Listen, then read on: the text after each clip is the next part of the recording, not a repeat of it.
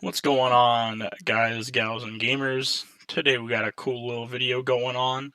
Be ranking my favorite video games I played in 2023. But as you can see, most of these didn't even come out last year. They're older than that. And that's simply just because I'm a busy guy. I mean, I got work, school. I mean, the Fortnite Battle Passes are going to rake itself up. So you got to give me a little bit of a break there. But this is the best I could do. Um, So just a couple things to go over before we begin. These are my tiers we got. So we got the best, which will only be a select few games that I just really, really enjoy and kind of make them like my favorite of all time tier. Got pretty great, really good games I had a good time with, but not exactly the upper echelon. Good, which you'll probably find a majority of my games I played gonna be around here. Like they're enjoyable enough for me to finish, but nothing special. And the lowest you'll see here we have is meh. And that's because if it's worse than this, I'm not finishing it.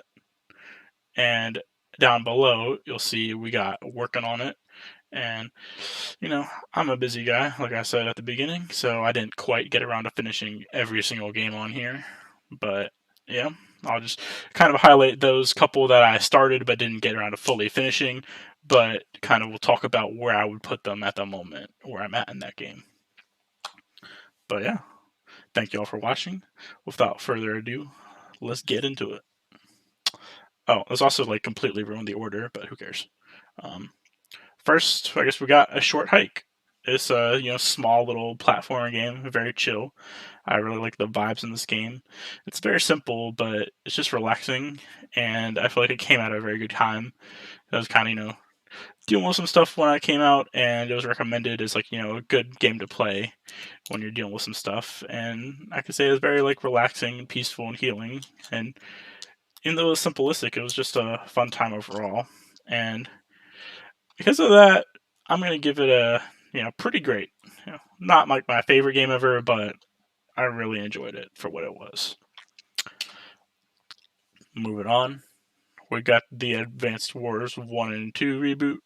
If you want to get technical, you can maybe put this in the working on it tier because I only finished the first one. But for these purposes, I will be just taking care of that one. Oh, sorry, my dog got in the way. She's a little nosy. But yeah, so back to that. We're just doing the first one because so when I finish, I'll probably get around to Advance Wars 2, but I was a little burnt out on the whole strategy gameplay. But I was like really anticipating those games. It was announced a long time ago, and I never got around to playing the GBA original games, so I was very excited to see what these had in store. And I'd say I had a good time with it. Uh, Overall, it was pretty fun. There's not much there for the story. It's really mostly just for that like strategic, like war strategy type game. But overall, I had a good time with it.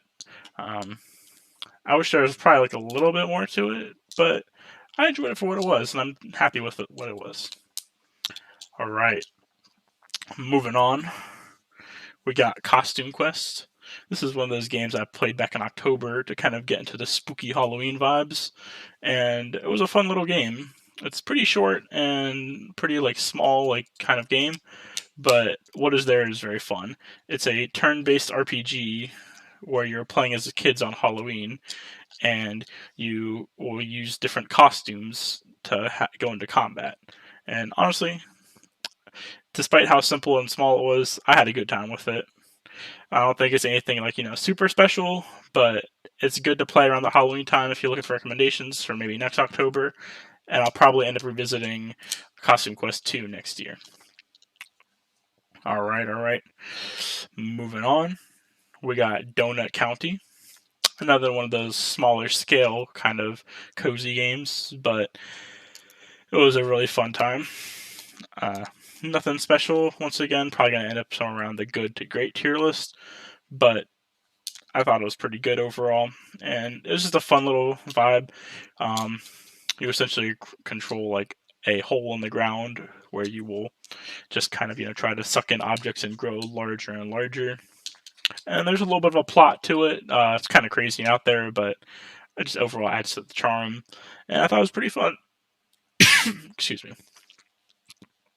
All right, now we're getting into the good stuff.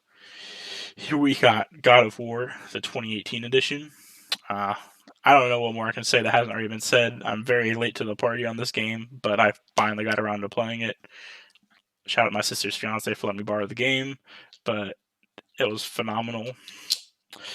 I'm gonna go ahead and just put it right in the best tier because this game is definitely within my favorite games of all time now, just because of how like changed my perspective on gaming it was.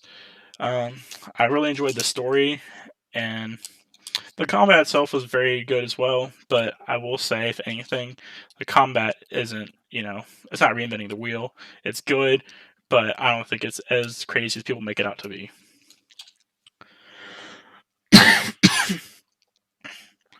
All right. Next up, we have this little Gundam fighting game that I played for GBA. I ended up picking up in a small haul because there's a couple other games I wanted, and just to get free shipping, I went ahead and picked that up for a pretty cheap price. Um, I don't really know much about the Gundam series other than big robots, which is cool. I've just been recently getting more into like mecha type things. So I figured, like, why not? I could try out a new GBA game, and I've been kind of having an itch for like a fighting game. And it was decent. It was a fun little game. I kind of just messed around in like the versus mode, fighting up some bots, and went through the like kind of challenge mode where it's like a small like campaign. Not much to it. Kind of just work your way up the ladder until you beat the final boss. But it was okay. It was a quick little like I probably played it and beat it within a couple hours. It was fine. Now, like I said, Hogwarts Legacy is one of those games that I didn't get around to fully completing.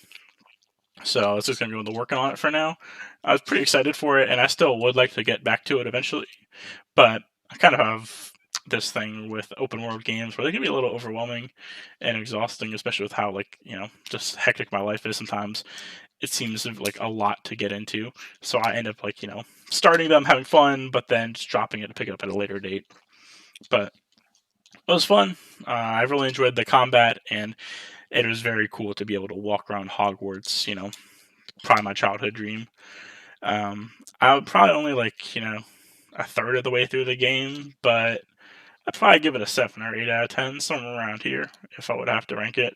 But for now, just going to work on it tier.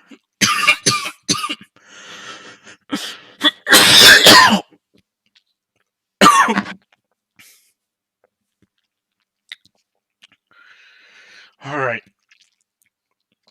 Moving on, we have Inscription. Uh, this game was a lot of fun. I didn't really know what to expect. I kind of just bought it off of a whim. A couple people online recommending and saying it's a good time. And I typically enjoy card games. Like, I really like Slay the Spire, so I thought, okay, I'll give this one a try. Kind of like a spooky type vibes. And I was actually playing at the beginning of October, so even though it's not really a horror-esque game, it still has some very cryptid vibes to it. And I don't want to spoil it too much because the gameplay kind of evolves and changes as the game goes on, and the story is very out there, and you won't expect where it goes, but it's definitely worth it, and I really recommend this game. Um, Honestly, it's just below the best tier, but I feel like I want to reserve that for you know just a little bit of a higher echelon game. So I'm going to go ahead and stick that in pretty great, but it's right up there, almost being in the best. All right. Next, we got Kirby Return to Dreamland Deluxe Edition. This is actually a game that, came out on the Switch this year despite being a remake. Haha, Oh, wow, I actually beat a game that came out this year, except for it's a remake. Well, still, it was a fun time. I feel like this is kind of as good as a standard Kirby formula game can get. It's very, traditional in the Kirby aspects, you're just your regular pink puffball guy with different power ups. But I really enjoyed it. I thought it was a fun time. And this is my first year really getting into some Kirby games, and I haven't been disappointed. It was pretty fun. I'm just going to put that in good. It wasn't anything, crazy, but it was fun. Now, moving on, we have Kirby's Extra Epic Yarn, which I played on the 3DS at the very beginning of this year, actually. And this one was really something. I'm gonna just say right now, I liked it a lot more than Return to Dreamland. because it just felt more unique, and I liked the premise, and the art was just outstanding, especially for a 3DS console. It looked beautiful, and I just really enjoyed the premise, and it was a whole lot of fun. And I'm gonna go ahead and put it in pretty great because of that.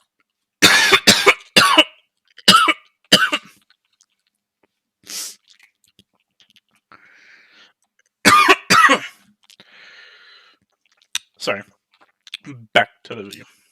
Next, we got Life is Strange. I only played the very first one. I think there's a couple more seasons that came out afterwards, which I might get to eventually, but who knows? Because I've been really into like very narrative-based games lately, and I've heard this one's kind of critically acclaimed, so I figured I'd check it out. And it was decent, but I found myself struggling to get through this one a little bit. Especially in the beginning, I found a lot of the characters really unlikable, and a lot of like the plot just seemed very insignificant, kind of just very hard to keep my attention. But after the first few hours, it kind of picks up, and you kind of understand more and more, like the reasonings and logic behind the characters. Kind of gives you like a reason to appreciate them a little more. And in the end, I'm happy that I went ahead and stuck with it and completed it. Um, I was a little bit disappointed because I definitely enjoyed a lot of other like choose your own adventure type games like Telltale series more than this one, but it was still a fun time. I might come back to the series to finish the other ones later, but for now, who knows?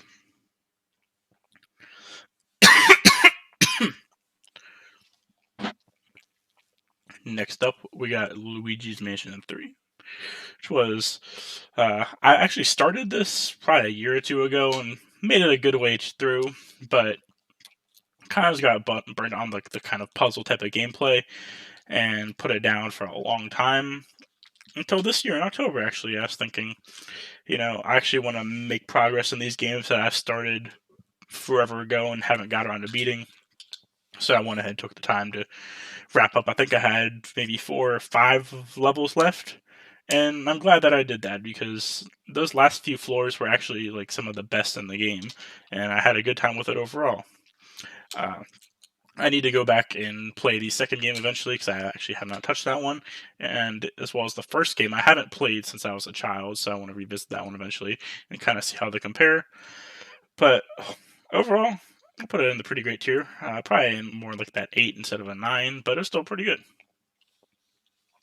Next up, we got Call of Juarez Gunslinger. This one's kind of played on a whim. It just seemed kind of interesting to play like a Western style game. I was kind of having an itch for a first person shooter, so that's how I ended up here. And it was good. I liked it. I had fun with it. Wasn't anything special. It was a little bit comedic at some points, and it's very like 2010s, early 2000s era of gameplay. If you played like around like the Xbox 360 and PS3 era, you know what I'm talking about. Which it was fun, but a bit dated at this point. Not much else for me to say. I'm just gonna go ahead and put it in good. Ooh, boy. Next up, we have Nier Automata. This is another one of those critically acclaimed games that I just haven't got around to, and finally decided this was my year to pick it up. And spoiler alert, it's going right up into the best. This game was fantastic in every regard. I thoroughly enjoyed the story, and I just didn't know I didn't know much going into the game, but I absolutely loved it. It was a very detailed philosophical story, and it just really made me feel something. It was great for a change, as well as the gameplay. I thought was fantastic. I'm normally not much of like a hack and slash type of person, but this one actually really gripped me, and I enjoyed the combat, and kind of learning different combos and just kind of improving my skills with each playthrough. I don't know what else I can say other than this game is fantastic. My favorites of all time. If you haven't played it yet, you're doing yourself a disservice. Go ahead and play it.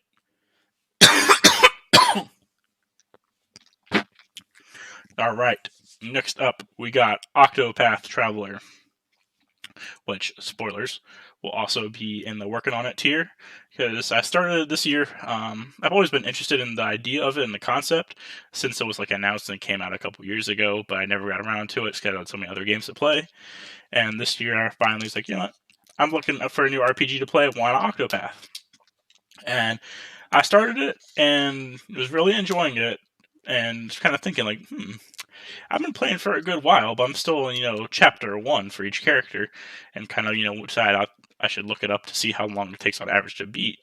And I didn't really realize that this game is like a 60 plus hour type of adventure, which there's nothing wrong with that, but it's just quite an endeavor for me at the moment. Um, like I said, I beat the chapter one for every single character and got started on chapter two, and kind of just put it on hold for a moment to play some other games and do some other things. I hope to revisit eventually because it was a good time. For now, I'll probably just put it in the good tier. It's fun.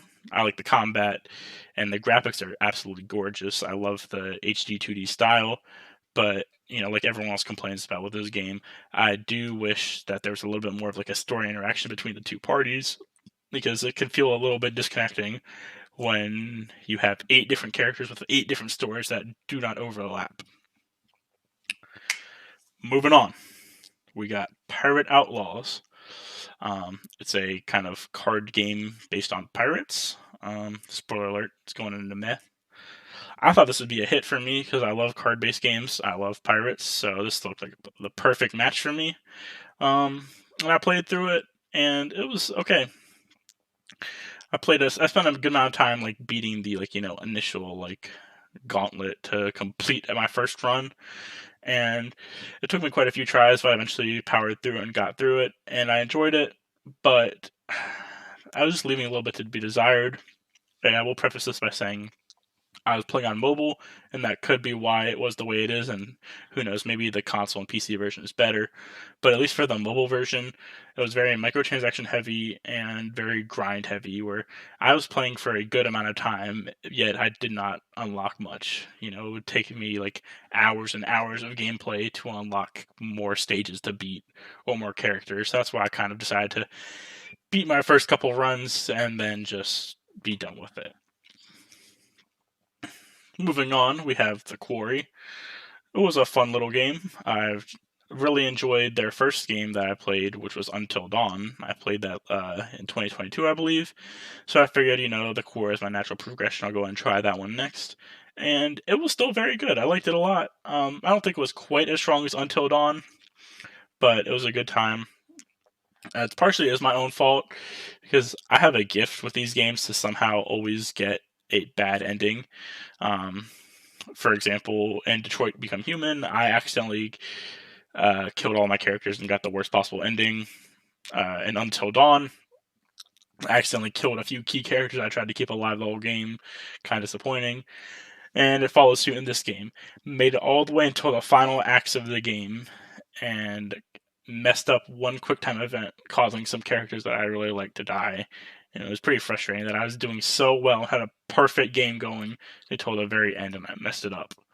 But it was still a good time overall, a good story, and kind of spooky. So I'll go ahead and put that in the good tier.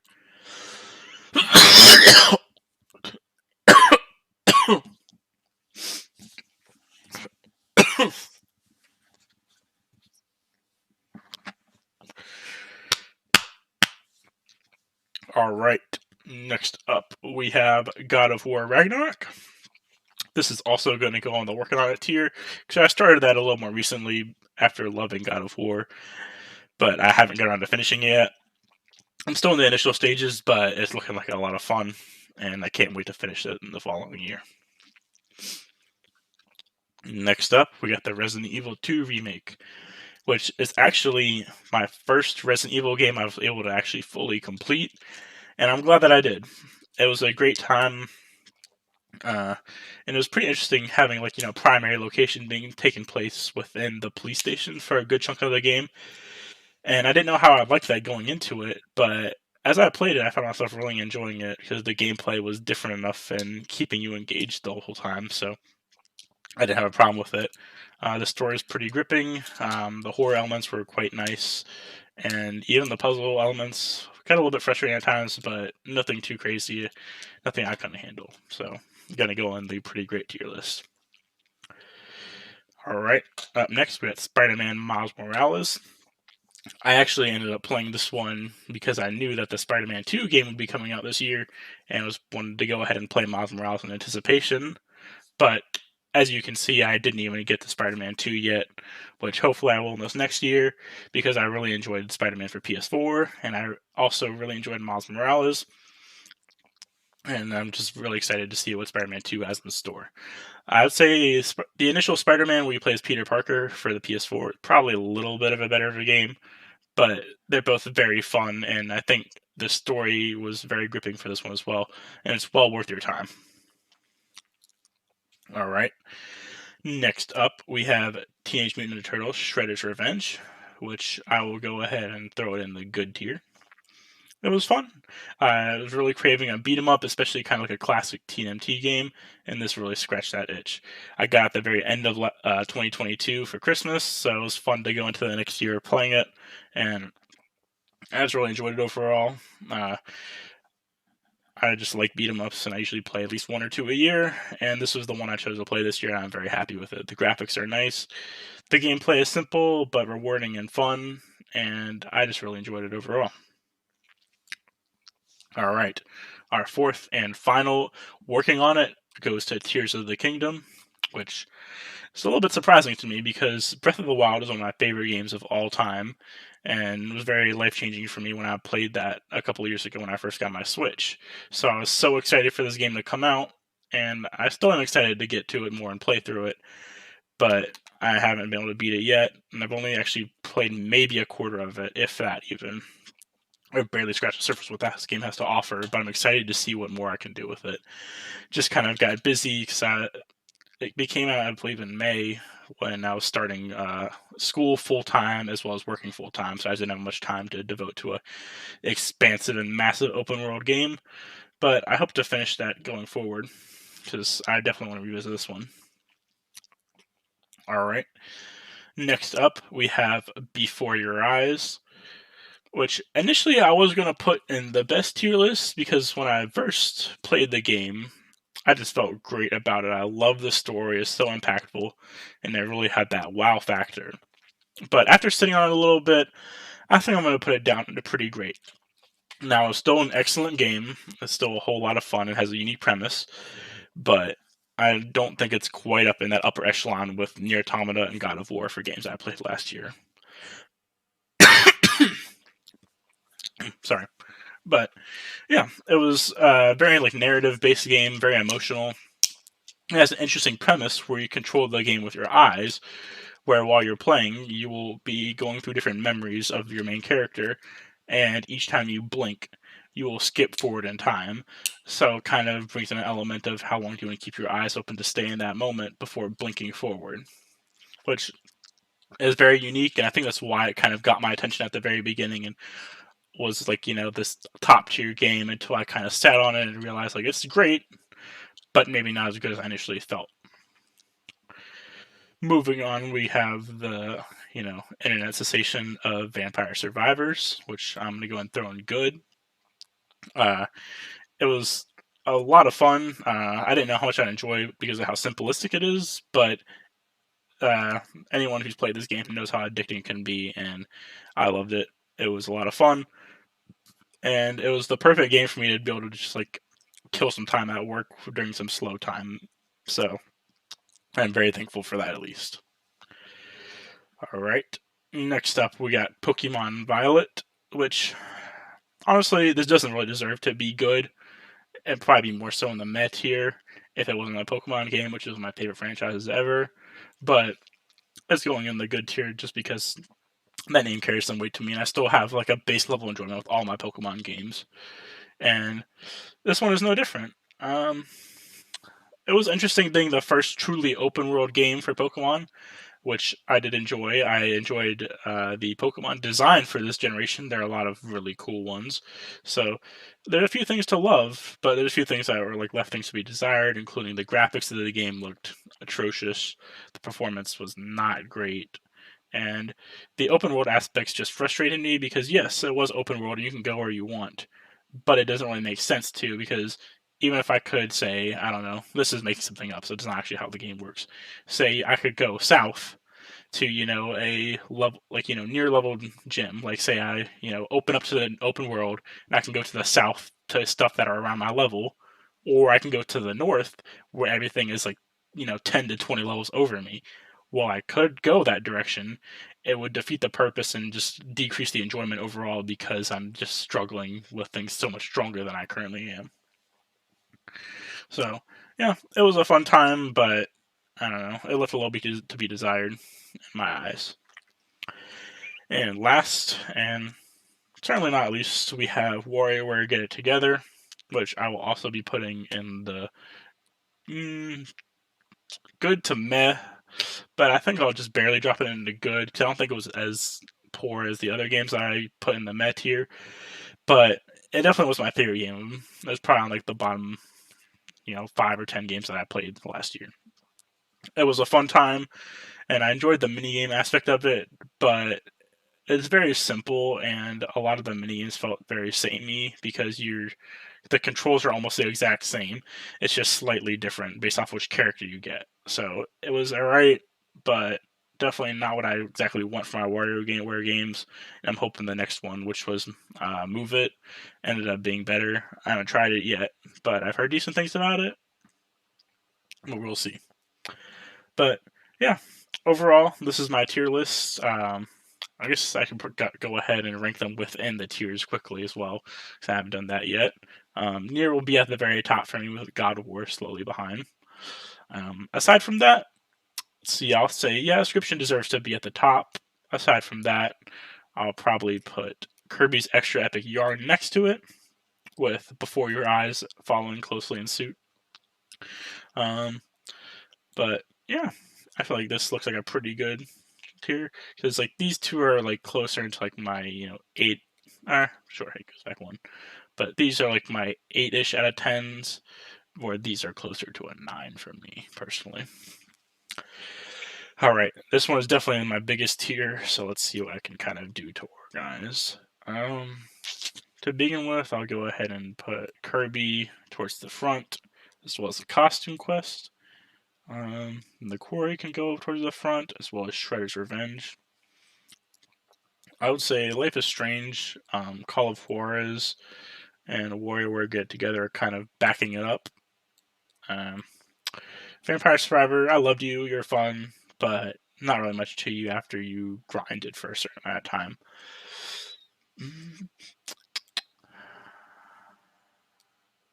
I feel pretty good about this. Yeah, that looks about right. I went for my meh tier. I don't know. They're about the same. I don't really care. And working on it, these aren't the rankings, but if I had to rank them, I probably put Hogwarts Legacy and Octopath Traveler and, the good tier somewhere. And I haven't even got farther from Ragnarok or Tears of the Kingdom to truly rank those, so stay tuned for next time on that. But thank you so much for watching. I'll see you guys next time.